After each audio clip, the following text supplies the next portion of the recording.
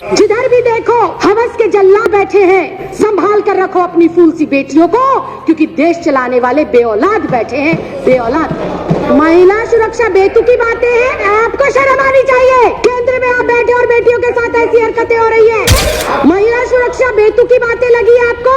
अगर किसी बेटी के साथ अत्याचार होता है और उसके खिलाफ कोई प्रोटेस्ट करता है तो आपकी दिल्ली पुलिस उसको उठा के जेल में डालती है। शर्म आनी चाहिए, डूब के मर जाना चाहिए आप लोगों को। तो बेटियों की सुरक्षा आपको बेतुकी बातें लगती है? आपके घर में बहन बेटियां नहीं है क्या?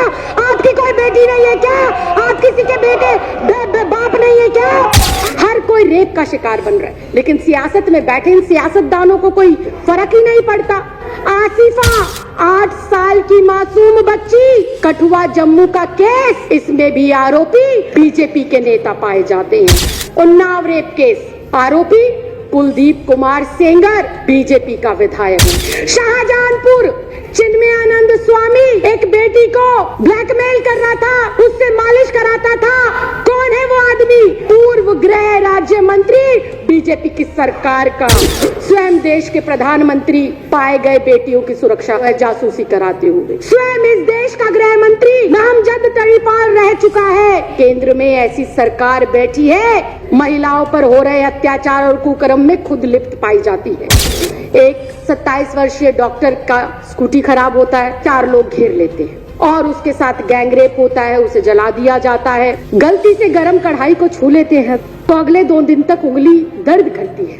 उस बेटी को जब जलाया गया होगा, अध्यक्ष जी, हमारी जैसी बेटियों की आत्मा कैसे आज कुलमला रही है, आप समझ भी नहीं सकते। और ये सामने बैठे हुए बीजेपी के लोग कहते हैं कि किस तरह की बेहुदगी की जा रही है। सरकार, देश के गृह मंत्री श्री अमित शाह जी, उनके पास अंधेरी काली रात में सरकार बनाने का पूरा समय है, उनके पास विधायक खरीदने का समय है, लेकिन देश की बेटियों की सुरक्षा सुनिश्चित हो, देश की सुरक्षा सुनिश्चित हो, इसके लिए सुरक्षा गृह मंत्री के पास समय नहीं है। इसके खिलाफ कोई ना कोई कार्रवाई जरूर होनी चाहिए।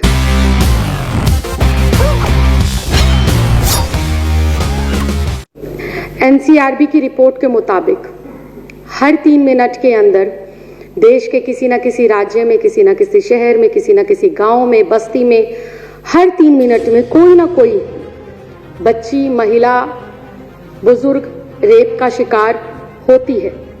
देश के प्रधानमंत्री जी के भी पास बड़े बड़े ने स्पोर्ट्स पर्सन हो या अभिनेता हो, उनके साथ फोटो खिंचाने का समय है, उनकी शादियां अटेंड करने का समय है, लेकिन देश की बेटियों पर हो रहे अत्याचार, उनकी सुरक्षा, उनकी जिम्मेदारियों को लेकर देश के प्रधानमंत्री के पास टाइम नहीं है। उसी प्रकार देश के गृह मंत्री, जो कि बीजेपी के राष्ट्रीय अध्यक्ष भी हैं, श्री अमित शाह जी, उनके पास अंधेरी काली रात में सरकार बनाने का पूरा समय है, उनके पास विधायक खरीदने का समय है, लेकिन देश की बेटियों की सुरक्षा सुनिश्चित हो, देश की सुरक्षा सुनिश्चित हो, इसके लिए देश के सुरक्षा गृह मंत्री के पास समय नहीं है। ऐसे में ये कहना बिल्कुल भी गलत नहीं होगा, अध्यक्ष जी, कि जिधर भी देखो हवस के जल्लाद बैठे हैं, संभाल कर रखो अपनी फूल सी बेटियों को, क्योंकि देश चलाने वाले बेऔलाद बैठे हैं, बेऔलाद बैठे हैं। बिल्कुल चिंता नहीं है। महिला सुरक्षा बेतुकी बातें हैं, महिला सुरक्षा बेतुकी बातें लगी है आपको? बेटियों की सुरक्षा आपको बेतुकी बातें लगती है? अध्यक्ष, इनका शब्द निकलवाए आप, पहले कार्रवाई से बेतुका शब्द निकलवाएं। मैं आपको शर्म आनी चाहिए।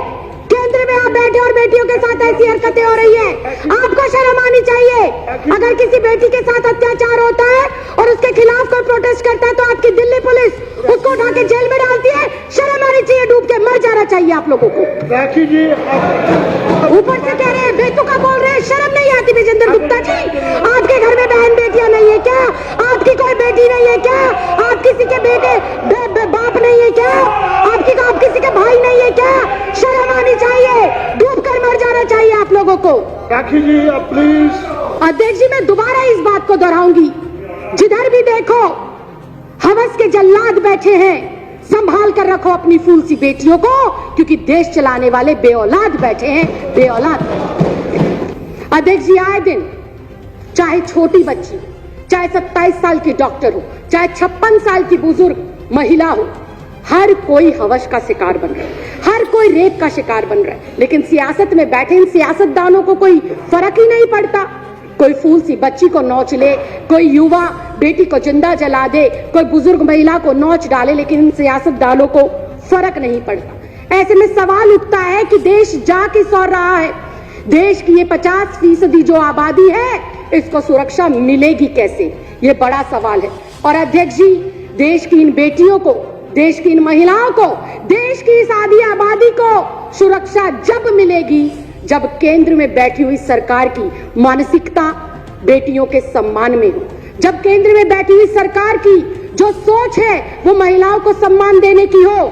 लेकिन आज अध्यक्ष जी, बड़े ही दुख के साथ कहना पड़ रहा है कि दुर्भाग्यवश देश की केंद्र में ऐसी सरकार बैठी है जो आए दिन महिलाओं पर हो रहे अत्याचार और कुकर्म में खुद लिप्त पाई जाती है। इसके मैं पुख्ता उदाहरण पेश करती हूं।